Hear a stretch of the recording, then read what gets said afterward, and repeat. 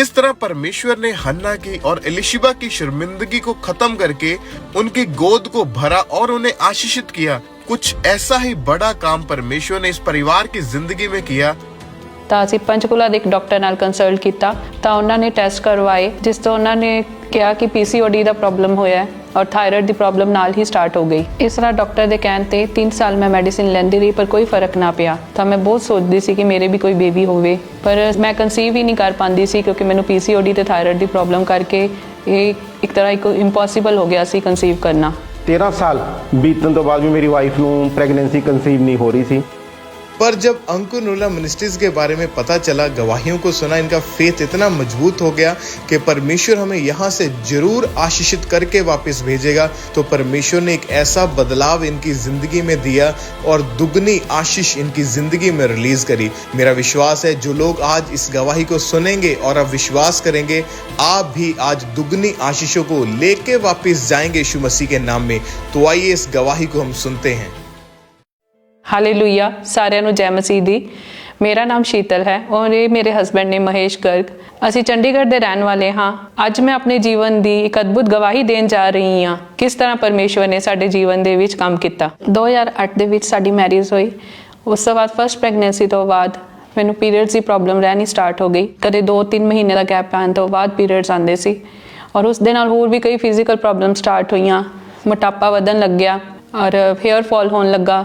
ਇਸ ਤਰ੍ਹਾਂ ਦੀ ਕਈ ਪ੍ਰੋਬਲਮ ਆਉਣੀਆਂ ਸ਼ੁਰੂ ਹੋਈਆਂ। ਜਦੋਂ ਮੇਰੇ ਪੀਰੀਅਡਸ ਦੀ ਪ੍ਰੋਬਲਮ ਸਟਾਰਟ ਹੋਈ ਔਰ ਗੈਪ ਪੈਣ ਲੱਗਾ ਤਾਂ ਅਸੀਂ ਪੰਚਕੂਲਾ ਦੇ ਇੱਕ ਡਾਕਟਰ ਨਾਲ ਕੰਸਲਟ ਕੀਤਾ ਤਾਂ ਉਹਨਾਂ ਨੇ ਟੈਸਟ ਕਰਵਾਏ ਅਤੇ ਅਲਟਰਾਸਾਊਂਡ ਕਰਵਾਇਆ, ਜਿਸ ਤੋਂ ਉਹਨਾਂ ਨੇ ਕਿਹਾ ਕਿ PCOD ਦਾ ਪ੍ਰੋਬਲਮ ਹੋਇਆ ਔਰ ਥਾਇਰਾਇਡ ਦੀ ਪ੍ਰੋਬਲਮ ਨਾਲ ਹੀ ਸਟਾਰਟ ਹੋ ਗਈ ਔਰ ਉਹਨਾਂ ਨੇ ਕਿਹਾ ਕਿ ਮੈਨੂੰ ਰੈਗੂਲਰ ਮੈਡੀਸਿਨ ਖਾਣੀ ਪਏਗੀ, ਪ੍ਰੋਪਰ ਟ੍ਰੀਟਮੈਂਟ ਕਰਵਾਉਣਾ ਪਏਗਾ। ਇਸ ਤਰ੍ਹਾਂ ਡਾਕਟਰ ਦੇ ਕਹਿਣ ਤੇ 3 ਸਾਲ ਮੈਂ ਮੈਡੀਸਿਨ ਲੈਂਦੀ ਰਹੀ ਪਰ ਕੋਈ ਫਰਕ ਨਾ ਪਿਆ। ਫਿਰ ਅਸੀਂ ਬੇਬੀ ਲਈ ਪਲਾਨ ਕੀਤਾ ਪਰ ਡਾਕਟਰ ਨੇ ਕਿਹਾ ਕਿ ਹਜੇ ਇਸ ਬਾਰੇ ਕੋਈ ਸੋਚਣਾ ਹੀ ਨਹੀਂ ਕਿਉਂਕਿ ਇਹਨਾਂ ਪ੍ਰੋਬਲਮ ਦੇ ਚੱਲਦੇ ਅਸੀਂ ਕਨਸੀਵ ਮੈਂ ਕਰ ਹੀ ਨਹੀਂ ਸਕਦੀ। ਜਦੋਂ ਮੈਨੂੰ ਕਨਸੀਵ ਨਹੀਂ ਹੋਇਆ ਤਾਂ ਹੋਰ ਕਈ ਡਾਕਟਰਾਂ ਨਾਲ ਸਲਾਹ ਕੀਤੀ ਪਰ ਕਿਸੇ ਤੋਂ ਵੀ ਕੋਈ ਵੀ ਫਰਕ ਨਹੀਂ ਪੈ ਰਿਹਾ ਸੀ। ਤਾਂ ਅਸੀਂ ਉਮੀਦ ਹੀ ਛੋੜ ਦਿੱਤੀ ਅਤੇ ਮੈਂ ਦਵਾਈ ਖਾਣੀ ਵੀ ਬੰਦ ਕਰ ਦਿੱਤੀ। ਮੈਂ ਪ੍ਰੋਫੈਸ਼ਨਲੀ ਇੱਕ ਟੀਚਰ ਹਾਂ ਅਤੇ ਸਾਰਾ ਦਿਨ ਮੇਰਾ ਆਪਣੀ ਜੌਬ 'ਤੇ ਨਿਕਲ ਜਾਂਦਾ ਸੀ ਅਤੇ ਜਦੋਂ ਮੈਂ ਘਰ ਆਉਣਾ ਔਰ ਬੱਚਿਆਂ ਨੂੰ ਦੇਖਣਾ ਔਰ ਮੇਰੀ ਬੇਟੀ ਵੀ ਇਕੱਲੀ ਉਸਨੂੰ ਕੋਈ ਸਾਥੀ ਨਹੀਂ ਮਿਲਣਾ ਖੇਲਣ ਦਾ ਔਰ ਉਸਨੇ ਵੀ ਰੋਣਾ ਕਿ ਉਸਦਾ ਕੋਈ ਭੈਣ ਭਾਈ ਹੋਵੇ।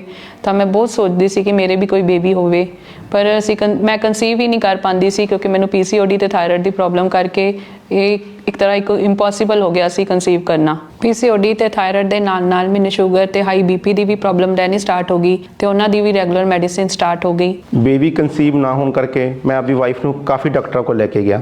ਬਹੁਤ ਸਾਰੀ ਮੈਡੀਸਿਨ ਉਹਨੂੰ ਟਰਾਈ ਕੀਤੀਆਂ ਲੇਕਿਨ ਬੇਬੀ ਕਨਸੀਵ ਨਹੀਂ ਹੋ ਰਿਹਾ ਸੀਗਾ। ਇਸ ਕਰਕੇ ਮੈਂ ਔਰ ਮੇਰੀ ਵਾਈਫ ਦੋਨੋਂ ਇਸ ਡਿਪਰੈਸ਼ਨ 'ਚ ਸੀਗੇ ਵੀ ਆਪਣੇ ਕੋਲ ਇੱਕ ਸਿੰਗਲ ਚਾਈਲਡ ਰਹਿ ਗਿਆ। ਜਦੋਂ ਵੀ ਅਸੀਂ ਕਿਸੇ ਰਿਲੇਟਿਵਸ ਦੇ ਕਿਸੇ ਫੰਕਸ਼ਨ 'ਚ ਜਾਣਾ ਜਾਂ ਕਿਸੇ ਦੇ ਘਰ ਜਾਣਾ, ਉਹਨਾਂ ਨੇ ਸਾਨੂੰ ਇਹੀ ਕਹਿਣ ਕਿ ਤਾਨਾ ਮਾਰਨਾ ਵੀ ਤੁਸੀਂ ਬੇਬੀ ਪਲਾਨ ਨਹੀਂ ਕਰਦੇ, ਤੁਹਾਡਾ ਇੱਕ ਬੱਚਾ ਇੰਨਾ ਬੜਾ ਹੋ ਗਿਆ, ਤੁਸੀਂ ਦੂਸਰਾ ਬੇਬੀ ਕਦੋਂ ਪਲਾਨ ਕਰੋਗੇ। ਫਸਟ ਬੇਬੀ ਹੋਣ ਤੋਂ ਬਾਅਦ 13 ਸਾਲ ਬੀਤਣ ਤੋਂ ਬਾਅਦ ਵੀ ਮੇਰੀ ਵਾਈਫ ਨੂੰ ਪ੍ਰੈਗਨੈਂਸੀ ਕਨਸੀਵ ਨਹੀਂ ਹੋ ਰਹੀ ਸੀ। ਮੈਡੀਕਲ ਟ੍ਰੀਟਮੈਂਟ ਦੇ ਨਾਲ ਨਾਲ ਅਸੀਂ ਅੰਨਿਆਂ ਜਗ੍ਹਾਵਾਂ 'ਤੇ ਬਹੁਤ ਥਾਵਾਂ 'ਤੇ ਗਏ ਵੀ ਸਾਡੇ ਬੇਬੀ ਕਿਤੋਂ ਕਨਸੀਵ ਹੋ ਜਾਏ। ਕਿਤੋਂ ਵੀ ਕੋਈ ਉਮੀਦ ਸਾਨੂੰ ਦੱਸਦਾ ਸੀ ਵੀ ਇਸ ਜਗ੍ਹਾ 'ਤੇ ਚਲੇ ਜਾਓ, ਇਹ ਤੁਹਾਡੇ ਬੇਬੀ ਕਨਸੀਵ ਹੋ ਜਾਏਗਾ, ਲੇਕਿਨ ਸਾਨੂੰ ਕਿਤੋਂ ਵੀ ਕੋਈ ਰਿਜ਼ਲਟ ਨਹੀਂ ਮਿਲ ਰਿਹਾ ਸੀ। ਇਸੇ ਤਰ੍ਹਾਂ ਕਰਦੇ ਕਰਦੇ ਸਾਨੂੰ ਕਾਫੀ ਸਾਲ ਬੀਤ ਗਏ। ਫਿਰ ਮੇਰੇ ਮਦਰ ਨੇ ਇੱਕ ਦਿਨ ਮੈਨੂੰ YouTube 'ਤੇ ਅੰਕੁਰ ਨਰੂਲਾ ਮਿਨਿਸਟਰੀ ਦੇ ਇੱਕ ਪ੍ਰੋਗਰਾਮ ਪ੍ਰੇਅਰ ਮਾਊਂਟੇਨ ਬਾਰੇ ਦੱਸਿਆ। ਫਿਰ ਜਦੋਂ ਪਹਿਲੀ ਵਾਰੀ ਅਸੀਂ ਅੰਕੁਰ ਨਰੂਲਾ ਮਿਨਿਸਟਰੀ ਦੀ ਪ੍ਰੇਅਰ ਮਾਊਂਟੇਨ ਦੀ ਪ੍ਰੇਅਰ ਦੇਖੀ, ਉਸ ਤੋਂ ਬਾਅਦ ਅਸੀਂ ਇਹਨੂੰ ਫੋਲੋ ਕਰਨਾ ਸ਼ੁਰੂ ਕਰਤਾ। ਸਾਨੂੰ ਇਹ ਮੀਟਿੰਗ ਸੁਣਨਾ ਅਤੇ ਦੇਖਣਾ ਵਧੀਆ ਲੱਗਣ ਲੱਗ ਗਿਆ। ਫਿਰ ਇਸੇ ਤਰ੍ਹਾਂ ਮੈਂ ਹੌਲੀ ਹੌਲੀ ਕਰਦਾ ਨੀਅਰ ਬਾਈ ਬ੍ਰਾਂਚ ਪਟਿਆਲਾ ਪੈਂਦੀ ਸੀ ਸਾਡੇ ਚੰਡੀਗੜ੍ਹ ਦੇ ਉਸ ਟਾਈਮ, ਉੱਥੇ ਜਾਣਾ ਸ਼ੁਰੂ ਕਰਤਾ ਮੈਂ ਸੰਡੇ ਨੂੰ। ਮੈਂ ਔਰ ਮੇਰੀ ਵਾਈਫ ਰੈਗੂਲਰ ਚਰਚ ਜਾਂਦੇ ਰਹੇ। ਫਿਰ 22 ਜੂਨ 2022 ਨੂੰ ਮੈਂ ਤੇ ਮੇਰੇ ਹਸਬੈਂਡ ਪ੍ਰੇਅਰ ਮਾਊਂਟੇਨ ਦੀ ਮੀਟਿੰਗ ਨੂੰ ਸੁਣ ਰਹੇ ਸੀ ਤਾਂ ਪ੍ਰਭੂ ਦੇ ਦਾਸ ਨੇ ਪ੍ਰੇਅਰ ਕੀਤੀ ਕਿ ਤੁਹਾਡੇ ਯੂਟਰਸ ਦੇ ਰੋਗ ਜਾ ਰਹੇ ਨੇ। मैं उस प्रेयर ਨੂੰ रिसीव ਕੀਤਾ। सब तरह के रोग इनकी बॉडी को छोड़े और चले जाएं।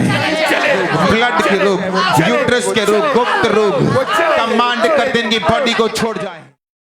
ਜਦੋਂ ਮੈਂ ਉਸ ਪ੍ਰੇਅਰ ਨੂੰ ਰਿਸੀਵ ਕੀਤਾ ਤਾਂ ਹੋਲੀ ਸਪਿਰਿਟ ਨੇ ਟੱਚ ਕੀਤਾ ਤੇ ਮੈਨੂੰ ਬਹੁਤ ਗਰਮੀ ਮਹਿਸੂਸ ਹੋਈ। ਉਸ ਪ੍ਰੇਅਰ ਨੂੰ ਰਿਸੀਵ ਕਰਨ ਤੋਂ ਬਾਅਦ ਮੇਰੇ PCOD ਦੀ ਪ੍ਰੋਬਲਮ ਖਤਮ ਹੋਈ ਤੇ ਮੇਰੇ ਪੀਰੀਅਡ ਰੈਗੂਲਰ ਹੋ ਗਏ। ਦਸੰਬਰ ਤੱਕ ਮੇਰੇ ਪੀਰੀਅਡ ਰੈਗੂਲਰ ਰਹੇ ਪਰ ਉਸ ਤੋਂ ਬਾਅਦ ਫਿਰ ਪੀਰੀਅਡ ਆਣੇ ਬੰਦ ਹੋ ਗਏ।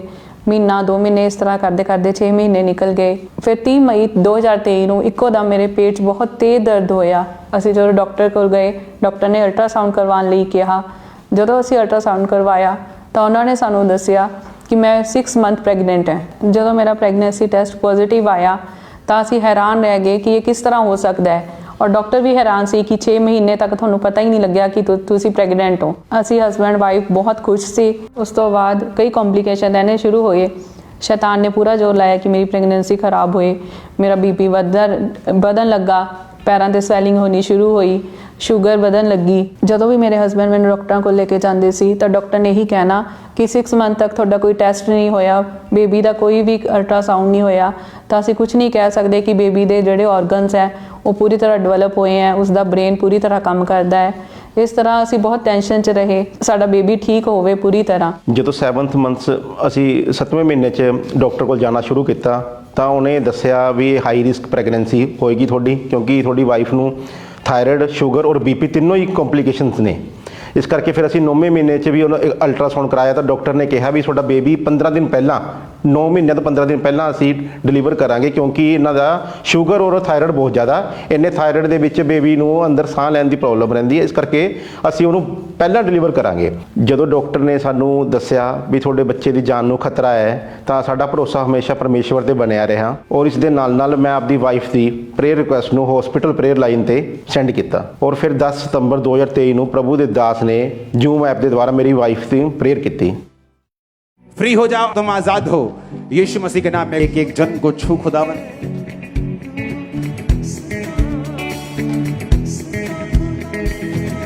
यीशु मसीह के नाम में चंगी हो जाओ और आजाद हो जाओ और छूट जाओ अपने हर एक रोग से यीशु मसीह के सामर्थी नाम में।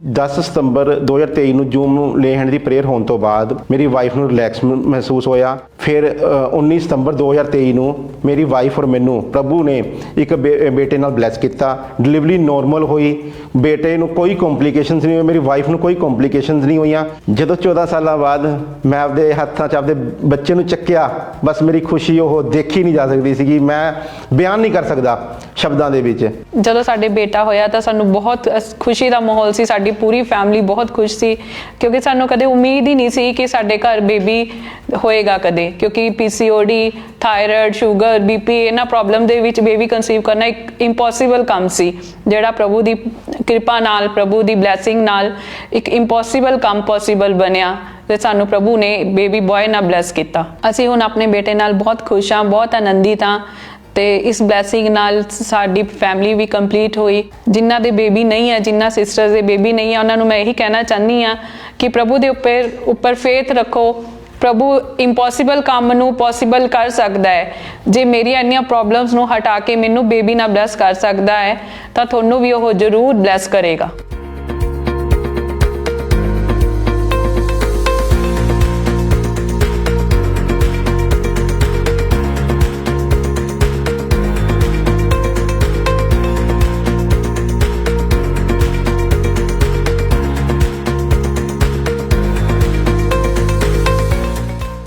ਇਸ ਆਸ਼ੀਸ਼ ਲਈ, ਇਸ ਬਲੈਸਿੰਗ ਲਈ ਅਸੀਂ ਪ੍ਰਭੂ ਦਾ ਧੰਨਵਾਦ ਕਰਦੇ ਹਾਂ, ਪ੍ਰਭੂ ਦੇ ਦਾਸ ਦਾ ਧੰਨਵਾਦ ਕਰਦੇ ਹਾਂ। ਸਾਰਿਆਂ ਨੂੰ ਜੈ ਮਸੀਹ ਦੀ।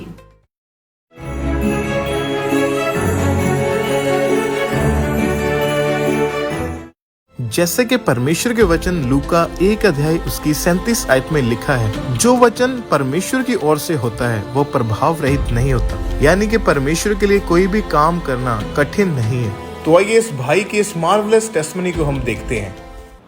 हालेलुया, सबको जय मसीह की। मेरा नाम निर्मल सैनी है, ये मेरे हस्बैंड हरि कृष्ण सैनी हैं। हम अम्बाला शहर से बिलोंग करते हैं।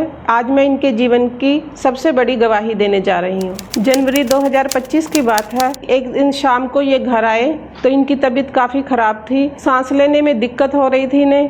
तो ये वॉशरूम गए तो इनसे बाहर नहीं आया गया, उठा नहीं गए वहाँ से। तो इन्होंने मुझे आवाज़ लगाई, तो मैं जैसे इन्हें सहारा देने के लिए वहाँ गई तो मैं इनको सहारा देके वापस अंदर लेके गई घर में। तो मैंने देखा कि इनकी तबीयत काफ़ी ख़राब है, इसलिए चेकअप करवाने के लिए मैं इन्हें सिटी हॉस्पिटल अम्बाला शहर ले गई। वहाँ पे उन्होंने इनकी हालत देखते हुए कि नाजुक है, उन्होंने ओपीडी में रखा। उन्हें 3-4 घंटे तक ऑक्सीजन पे लगाया क्योंकि इनकी ऑक्सीजन लेवल कम था। डॉक्टर्स ने बताया 10 बजे हमें कि इनका जो ऑक्सीजन लेवल है वो बढ़ नहीं रहा है, ये हमारे बस में काम नहीं है, तो इन्हें आप या तो चंडीगढ़ पीजीआई ले जाइए या आप इन्हें आदेश हॉस्पिटल ले जाइए। फिर हम इनको शहर के प्राइवेट हॉस्पिटल में ले गए।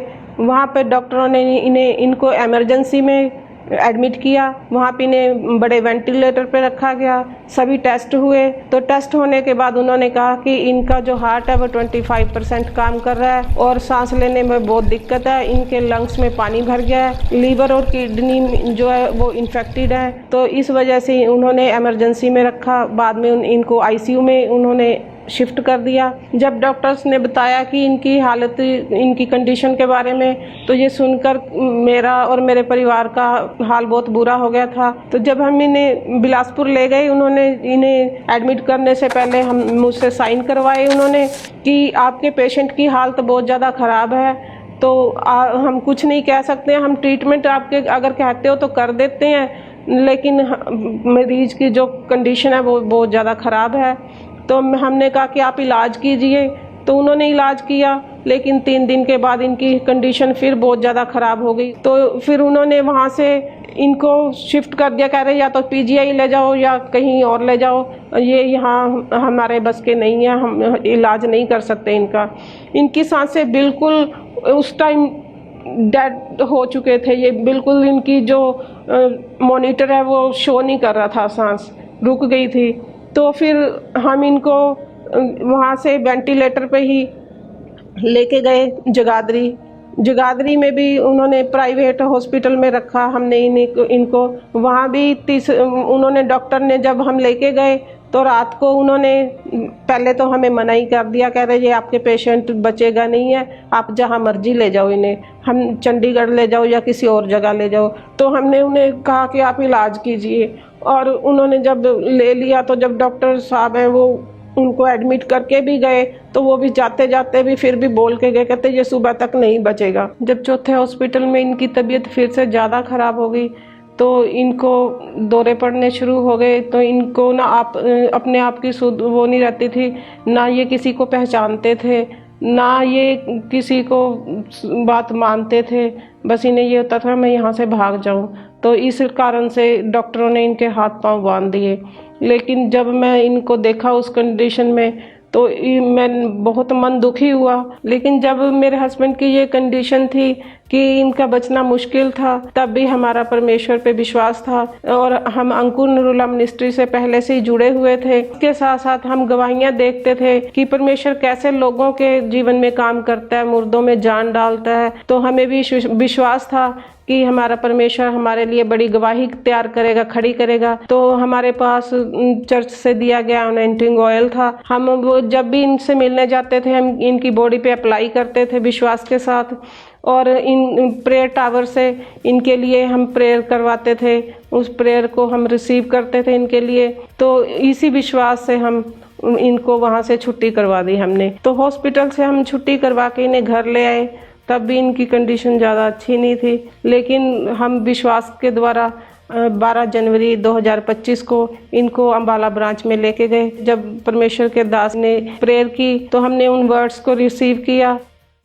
हर तरह का रोग आपकी बॉडी को छोड़ के जाता रहे, हर तरह की दुष्ट आत्मा आपकी बॉडी को छोड़ के जाती रहे। In the mighty name of Jesus Christ, be healed and be delivered. यीशु मसीह के नाम में चंगे हो जाओ और आजाद हो जाओ। का आत्मा आज तुम्हें छुए और चंगा करे और आजाद करे।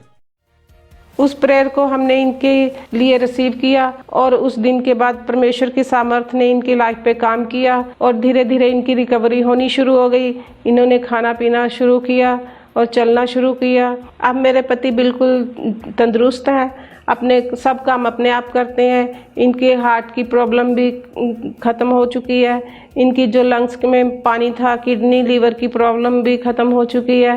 तो अब ये खाना खुद खाते हैं, पूरा अच्छे से डाइजेस्ट करते हैं, अपने सब काम करते हैं। अब हम पूरा परिवार खुशी से रहते हैं इनके साथ। उस प्रेयर के बाद मेरी पूरी रिकवरी शुरू हो गई थी और मैंने खाना पीना शुरू कर दिया है और काम पर भी जाता हूँ और मुझे कोई लीवर किडनी का कोई भी रोग नहीं रहा और ऑक्सीजन लेवल भी फुल हो गया है और शरीर में अन्य कोई रोग भी नहीं रहा। अब मैं खाता पीता हूँ और अपने सब काम ठीक समय पर करता हूँ। अपने परिवार के साथ घूमने फिरने जाता हूँ और किसी प्रकार की कोई शिकायत मुझे नहीं है। अब मैं अच्छे से प्रार्थना करता हूँ पूरे परिवार के साथ मिलकर बैठते हैं, प्रार्थना करते हैं। जो लोग आज भी हॉस्पिटल्स में डेथ बेड पे हैं, मैं उनसे कहना चाहूँगी कि हमारा परमेश्वर जिंदा परमेश्वर है, वो मुर्दों में जान डालने वाला परमेश्वर है। जैसे परमेश्वर ने इनकी लाइफ में काम किया, इनको डेथ बेड से खड़ा किया, लॉन्ग लाइफ के साथ ब्लेस किया,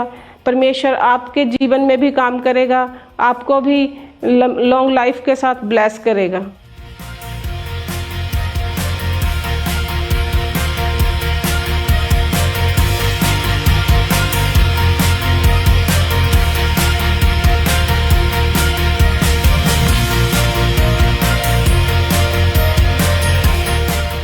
अपने हस्बैंड की इस बड़ी चंगाई के लिए मैं परमेश्वर का धन्यवाद करती हूँ और परमेश्वर के दास और दासी का धन्यवाद करती हूँ। सबको जय मसीह की।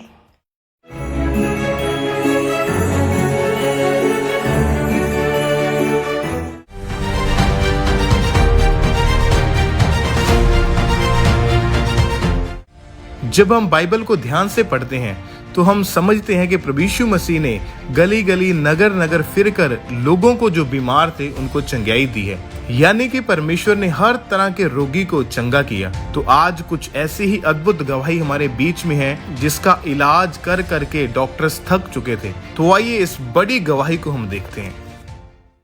ਹਾਲੇਲੂਇਆ। ਸਾਰਿਆਂ ਨੂੰ ਜੈ ਮਸੀਹ ਦੀ। ਮੇਰਾ ਨਾਮ ਰੁਪਿੰਦਰ ਕੌਰ ਆ, ਮੈਂ ਅੰਮ੍ਰਿਤਸਰ ਦੀ ਰਹਿਣ ਵਾਲੀ ਆ। ਅੱਜ ਮੈਂ ਆਪਣੇ ਜੀਵਨ ਦੀ ਬਹੁਤ ਵੱਡੀ ਗਵਾਹੀ ਦੇਣ ਜਾ ਰਹੀ ਹਾਂ। 2009 ਦੇ ਵਿੱਚ ਮੇਰੀ ਮੈਰਿਜ ਹੋਈ। ਮੈਰਿਜ ਦੇ 2 ਸਾਲ ਬਾਅਦ ਜਦ ਮੈਨੂੰ ਮੇਰੀ ਪ੍ਰੈਗਨੈਂਸੀ ਹੋਈ, ਮੈਨੂੰ 9 ਮੰਥ ਲੱਗਾ ਸੀ। ਮੈਂ ਡਾਕਟਰ ਕੋਲ ਚੈੱਕਅਪ ਕਰਾਉਣ ਵਾਸਤੇ ਗਈ। ਡਾਕਟਰ ਨੇ ਮੇਰੇ ਬਲੱਡ ਵਗੈਰਾ ਟੈਸਟ ਕੀਤੇ ਤੇ ਜਦ ਰਿਪੋਰਟ ਆਈ ਤਾਂ ਉਹਦੇ ਵਿੱਚ ਮੈਂਸ਼ਨ ਹੋਇਆ ਕਿ ਤੁਹਾਨੂੰ ਕਾਲਾ ਪੀਲੀਆ ਆ। ਫਿਰ ਡਾਕਟਰ ਨੇ ਮੈਨੂੰ ਬੋਲਿਆ ਕਿ ਤੁਹਾਨੂੰ ਕੋਈ ਪ੍ਰੋਬਲਮ ਨਾ ਆਵੇ, ਤੁਹਾਡਾ ਬੱਚਾ ਵੀ ਸੇਫ ਰਵੇ, ਤੁਸੀਂ ਜਲਦੀ ਡਿਲੀਵਰੀ ਕਰਵਾ ਲਓ। ਡਿਲੀਵਰੀ ਉਹਨਾਂ ਨੇ ਮੇਰੀ ਡਿਲੀਵਰੀ ਕਰ ਦਿੱਤੀ। ਫਿਰ ਉਸ ਤੋਂ ਬਾਅਦ ਮੈਨੂੰ ਮੇਰਾ ਬੱਚਾ ਤਾਂ ਬਿਲਕੁਲ ਸੇਫ ਸੀ, ਪਰ ਮੈਨੂੰ ਕਾਲਾ ਪੀਲੀਆ ਵੱਧ ਗਿਆ ਸੀ। ਮੈਨੂੰ ਡਾਕਟਰ ਬੋਲਦੇ ਸੀ ਕਿ ਤੁਸੀਂ ਬੱਚੇ ਨੂੰ ਫੀਡ ਨਹੀਂ ਦੇਣੀ। ਮੈਂ ਬਹੁਤ ਪਰੇਸ਼ਾਨ ਸੀਗੀ ਵੀ ਮੈਨੂੰ ਇਹ ਕਾਲਾ ਪੀਲੀਆ ਕਿੱਦਾਂ ਹੋ ਗਿਆ। ਸਾਡੇ ਤੇ ਪਰਿਵਾਰ ਦੇ ਵਿੱਚ ਕਿਸੇ ਨੂੰ ਵੀ ਨਹੀਂ ਆਏ ਬਿਮਾਰੀ ਹੈਗੀ, ਤੇ ਮੈਂ ਬਹੁਤ ਪਰੇਸ਼ਾਨ ਸੀ ਕਿ ਇਹ ਕਾਲੇ ਪੀਲੀਏ ਦੀ ਜਿਹੜੀ ਬਿਮਾਰੀ ਆ ਇਹਦਾ ਕੋਈ ਇਲਾਜ ਨਹੀਂ ਹੈਗਾ। ਤੇ ਮੈਂ ਬੜੀ ਪਰੇਸ਼ਾਨ ਰਹਿਣਾ ਇਸ ਤਰ੍ਹਾਂ। ਫਿਰ ਇਹ ਕਾਲਾ ਪੀਲੀਆ ਵੱਧਦਾ ਗਿਆ ਮੇਰਾ। ਮੈਂ ਬੈੱਡ ਤੇ ਚਲੀ ਗਈ। ਕਾਲੇ ਪੀਲੀਏ ਦੇ ਦੌਰਾਨ ਮੈਂ ਬਹੁਤ ਜ਼ਿਆਦਾ ਮੈਨੂੰ ਬੁਖਾਰ ਰਹਿਣ ਲੱਗ ਪਿਆ, ਵੀਕਨੈਸ ਰਹਿਣ ਲੱਗ ਪਈ। ਇਹਦੇ ਨਾਲ ਲੀਵਰ ਤੇ ਇਫੈਕਟ ਪੈ ਜਾਂਦਾ, ਇਹਦੇ ਨਾਲ ਕਾਲੇ ਪੀਲੀਏ ਦੇ ਨਾਲ ਲੀਵਰ ਖਰਾਬ ਹੋ ਜਾਂਦਾ। ਮੈਂ ਸਿਰਫ ਬੈੱਡ ਤੇ ਹੀ ਰਹਿੰਦੀ ਸੀ ਕਿ ਜਾਨੀ ਕਿ ਇੰਨੀ ਕਮਜ਼ੋਰ ਹੋ ਚੁੱਕੀ ਸੀਗੀ ਕਿ ਮੈਂ ਆਪਣੇ ਆਪ ਬਾਥਰੂਮ ਵਗੈਰਾ ਵੀ ਜਾ ਨਹੀਂ ਸੀ ਸਕਦੀ। ਮੇਰੇ ਹਸਬੈਂਡ ਆਰਮੀ 'ਚ ਉਹ ਡਿਊਟੀ ਤੇ ਰਹਿੰਦੇ ਸੀਗੇ ਤੇ ਮੇਰੀ ਸੱਸ ਹੀ ਮੈਨੂੰ ਸੰਭਾਲਦੀ ਸੀਗੀ। ਕਿ ਮੇਰੇ ਨਾਲ ਇਹ ਹੁੰਦਾ ਸੀ ਕਿ ਮੈਨੂੰ ਕੋਈ ਖਾਣਾ ਨਹੀਂ ਸੀ ਪਚਦਾ, ਉਲਟੀ ਵਗੈਰਾ ਆ ਜਾਂਦੀ ਸੀ। ਵੀ ਇਹਦੇ ਨਾਲ ਮੇਰਾ ਖੂਨ ਵੀ ਪਤਲਾ ਹੋ ਚੁੱਕਾ ਸੀ। ਇਹ ਮੇਰੇ ਬਲੱਡ 'ਚ ਜਾਨੀ ਕਿ ਮੇਰੇ ਪੂਰੇ ਬਲੱਡ ਦੇ ਵਿੱਚ ਕਾਲਾ ਪੀਲੀਆ ਰਚ ਗਿਆ ਸੀਗਾ। ਮੇਰੀ ਬੋਡੀ ਦਾ ਰੰਗ ਵੀ ਕਾਲਾ ਪੈਣਾ ਸ਼ੁਰੂ ਹੋ ਗਿਆ ਸੀਗਾ। ਮੇਰੇ ਕੋਲ ਚੱਲਿਆ ਫਿਰਿਆ ਨਹੀਂ ਜਾਂਦਾ ਸੀਗਾ, ਸਾਹ ਚੜ ਜਾਂਦਾ ਸੀ, ਨਾ ਪੌੜੀਆਂ ਤੇ ਚੜਿਆ ਜਾਂਦਾ ਸੀ। ਇੱਥੋਂ ਤੱਕ ਕਿ ਮੈਂ ਆਪਣਾ ਬੱਚਾ ਵੀ ਸੰਭਾਲ ਨਹੀਂ ਸੀ ਸਕਦੀ। ਮੇਰੀ ਸੱਸ ਹੀ ਮੇਰੇ ਬੱਚੇ ਨੂੰ ਸੰਭਾਲਦੀ ਸੀਗੀ। ਡਿਲੀਵਰੀ ਦੌਰਾਨ ਮੇਰਾ ਛੋਟੀ ਜੀ ਮੇਰੀ ਬੇਟੀ ਸੀ, ਉਹਨੂੰ ਮੈਂ ਨਾ ਫੀਡ ਦੇ ਪਾਉਂਦੀ ਸੀ, ਨਾ ਮੈਂ ਉਹਨੂੰ ਸੰਭਾਲ ਪਾਉਂਦੀ ਸੀ। ਇੱਥੋਂ ਤੱਕ ਕਿ ਉਹ ਮੇਰੇ ਨਾਲ ਸੌਂਦੀ ਵੀ ਨਹੀਂ ਸੀ। ਮੈਨੂੰ ਬਹੁਤ ਦੁੱਖ ਲੱਗਦਾ ਸੀ ਕਿ ਮੈਂ ਇੱਕ ਬੱਚੇ ਨੂੰ ਜਨਮ ਦਿੱਤਾ ਹੈ ਤੇ ਨਾ ਉਹ ਮੇਰਾ ਦੁੱਧ ਪੀ ਰਿਹਾ, ਨਾ ਮੇਰੇ ਨਾਲ ਸੋ ਰਿਹਾ ਆ। ਮੈਂ ਬਹੁਤ ਜ਼ਿਆਦਾ ਪਰੇਸ਼ਾਨ ਹੋ ਗਈ ਸੀ ਇਸ ਬਿਮਾਰੀ ਦਾ ਕਰਕੇ ਕਿ ਮੈਂ ਇੱਥੋਂ ਤੱਕ ਕਿ ਮੈਂ ਉਹਨੂੰ ਚੁੱਕਦੀ ਵੀ ਨਹੀਂ ਹੁੰਦੀ ਕਿ ਕਿਤੇ ਮੇਰੀ ਬੇਟੀ ਨੂੰ ਇਹ ਬਿਮਾਰੀ ਨਾ ਲੱਗ ਜਾਵੇ। ਕਾਲੇ ਪੀਲੀਏ ਦੇ ਰੋਗ ਦੇ ਨਾਲ ਮੇਰਾ ਵਜ਼ਨ ਘਟ ਗਿਆ ਸੀ। ਪਹਿਲਾਂ ਮੇਰਾ ਵਜ਼ਨ 50 ਕਿਲੋ ਸੀ, ਜਦ ਇਹ ਬਿਮਾਰੀ ਮੈਨੂੰ ਹੋਈ ਮੇਰਾ ਵਜ਼ਨ 20 ਕਿਲੋ ਰਹਿ ਗਿਆ ਸੀਗਾ। ਮੈਂ ਇਸ ਰੋਗ ਦੇ ਕਾਰਨ ਮੇਰੀ ਜ਼ਿੰਦਗੀ ਬਹੁਤ ਜ਼ਿਆਦਾ ਡਿਸਟਰਬ ਹੋ ਗਈ ਸੀ। ਜਦ ਮੈਂ ਚੰਡੀਗੜ੍ਹ ਡਾਕਟਰ ਕੋਲ ਗਈ, ਉਹਨਾਂ ਨੇ ਮੇਰੇ ਚੈੱਕ ਕੀਤਾ, ਮੈਨੂੰ ਮੇਰੇ ਟੈਸਟ ਵਗੈਰਾ ਕੀਤੇ। ਉਹਨਾਂ ਨੇ ਮੈਨੂੰ ਬੋਲਿਆ ਕਿ ਬੇਟਾ ਤੁਹਾਡੇ ਬਲੱਡ ਦੇ ਵਿੱਚ ਕਾਲਾ ਪੀਲੀਆ ਤੇ ਤੁਹਾਡੇ ਇੰਜੈਕਸ਼ਨ ਲੱਗਣਗੇ 24। ਤੇ ਉਹਨਾਂ ਨੇ ਮੇਰਾ ਟ੍ਰੀਟਮੈਂਟ ਸ਼ੁਰੂ ਕਰਤਾ। ਉਹ ਮੇਰੇ ਇੰਜੈਕਸ਼ਨ ਜਿਹੜਾ ਸੀ ਇੱਕ 50,000 ਦਾ ਸੀ। ਇੱਕ ਮਹੀਨੇ ਦੇ ਵਿੱਚ 4 ਇੰਜੈਕਸ਼ਨ ਲੱਗਦੇ ਸੀ। ਇੱਕ ਮੇਰੇ ਉਹ ਚੰਡੀਗੜ੍ਹ ਲਾ ਦਿੰਦੇ ਸੀ, ਇੱਕ ਮੈਨੂੰ ਨਾਲ ਦੇ ਦਿੰਦੇ ਸੀ। ਜਦੋਂ ਮੈਨੂੰ ਇੱਕ ਇੰਜੈਕਸ਼ਨ ਦੇ ਦਿੰਦੇ ਸੀ ਉਹ ਮੈਂ 8 ਦਿਨਾਂ ਬਾਅਦ ਪਿੰਡ ਦੇ ਡਾਕਟਰ ਕੋਲੋਂ ਲਵਾ ਲੈਂਦੀ ਸੀਗੀ।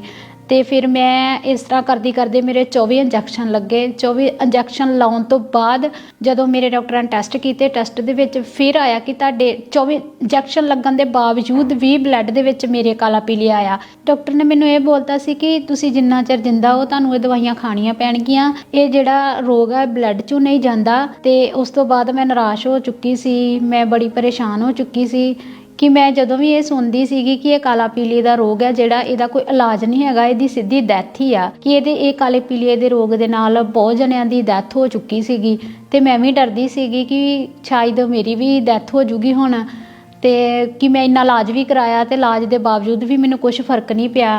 ਘਰ ਦਾ ਮਾਹੌਲ ਪੂਰੀ ਤਰ੍ਹਾਂ ਖਰਾਬ ਹੋ ਚੁੱਕਾ ਸੀਗਾ ਕਿ ਮੈਂ ਬਹੁਤ ਪਰੇਸ਼ਾਨ ਸੀਗੀ। ਘਰ ਵਾਲੇ ਵੀ ਮੈਨੂੰ ਵੇਖ ਕੇ ਪਰੇਸ਼ਾਨ ਹੁੰਦੇ ਸੀਗੇ, ਮੈਂ ਵੀ ਕੋਈ ਕੰਮ ਕਰਾਂ ਕਿਉਂਕਿ ਮੇਰੀ ਸੱਸ ਸੀਗੀ ਉਹੀ ਘਰ ਦਾ ਕੰਮ ਕਰਦੀ ਸੀਗੀ ਤੇ ਮੈਨੂੰ ਵੇਖ ਕੇ ਬਹੁਤ ਸ਼ਰਮਿੰਦਗੀ ਮਹਿਸੂਸ ਹੁੰਦੀ ਸੀ ਕਿ ਮੈਨੂੰ ਕੰਮ ਕਰਨਾ ਚਾਹੀਦਾ ਸੀਗਾ ਪਰ ਬਜ਼ੁਰਗ ਕੰਮ ਕਰਦੇ ਪਏ ਆ। ਜਦੋਂ ਵੀ ਮੇਰੇ ਰਿਸ਼ਤੇਦਾਰਾਂ ਨੂੰ ਪਤਾ ਲੱਗਣਾ ਕਿ ਇਹਨੂੰ ਕਾਲਾ ਪੀਲੀਆ, ਉਹਨਾਂ ਨੇ ਮੈਨੂੰ ਦੱਸਣਾ ਕਿ ਤੁਸੀਂ ਉਸ ਜਗ੍ਹਾ ਤੇ ਚੱਲ ਜਾਓ, ਉੱਥੇ ਦਵਾਈ ਦਿੰਦੇ ਆ, ਉੱਥੇ ਦਿੰਦੇ ਆ। ਜਿੱਥੇ ਵੀ ਸਾਨੂੰ ਕੋਈ ਕਾਲੇ ਪੀਲੀਏ ਦੇ ਰੋਗ ਦੀ ਦਵਾਈ ਦੱਸਦੇ ਸੀ ਅਸੀਂ ਉੱਥੇ ਚਲੇ ਜਾਂਦੇ ਸੀ ਦਵਾਈ ਲੈਣ, ਪਰ ਫਰਕ ਮੈਨੂੰ ਫਿਰ ਵੀ ਨਹੀਂ ਸੀ ਪੈਂਦਾ। ਕਾਲੇ ਪੀਲੀਏ ਦੇ ਰੋਗ ਦੇ ਨਾਲ ਮੇਰੀ ਪੂਰੀ ਜਿਹੜੀ ਬੋਡੀ ਸੀ ਪੂਰੀ ਦਰਦ ਹੁੰਦੀ ਸੀਗੀ, ਇੰਨੀ ਮੇਰੀ ਬੋਡੀ ਵੀਕ ਹੋ ਚੁੱਕੀ ਸੀਗੀ, ਯਾਨੀ ਕਿ ਮੇਰੀ ਠੀਕ ਹੋਣ ਦੀ ਤੇ ਉਮੀਦ ਹੀ ਖਤਮ ਹੋ ਚੁੱਕੀ ਕਿ ਸ਼ਾਇਦ ਮੈਂ ਵੀ ਠੀਕ ਹੋਵਾਂਗੀ। ਫਿਰ ਮੇਰੀ ਕਜ਼ਨ ਸਿਸਟਰ ਸਾਡੇ ਘਰੇ ਆਈ ਮੇਰਾ ਪਤਾ ਲੈਣ ਵਾਸਤੇ। ਉਹਨਾਂ ਨੇ ਮੈਨੂੰ ਪ੍ਰਭੂ ਯਿਸੂ ਮਸੀਹ ਬਾਰੇ ਦੱਸਿਆ।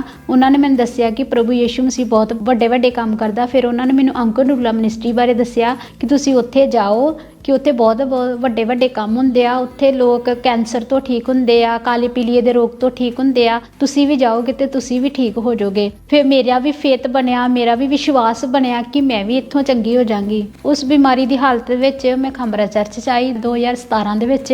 ਮੈਂ ਚਰਚ ਵਿੱਚ ਜਦੋਂ ਆਈ ਉਸ ਦਿਨ ਆਇਲ ਮੀਟਿੰਗ ਸੀਗੀ ਤੇ ਉਹ ਆਇਲ ਸਾਨੂੰ ਮਿਲਿਆ। ਪਰਮੇਸ਼ਰ ਦੇ ਦਾਸ ਨੇ ਜਦ ਪ੍ਰੇਅਰ ਕੀਤੀ तेरी लाइफ चेंज होने वाली है। आज तो बीमारियां जा रही हैं यीशु मसीह के नाम। आज परमेश्वर कीमोथेरेपी करेंगे, रेडियोथेरेपी करेंगे, ऑपरेशंस करेंगे।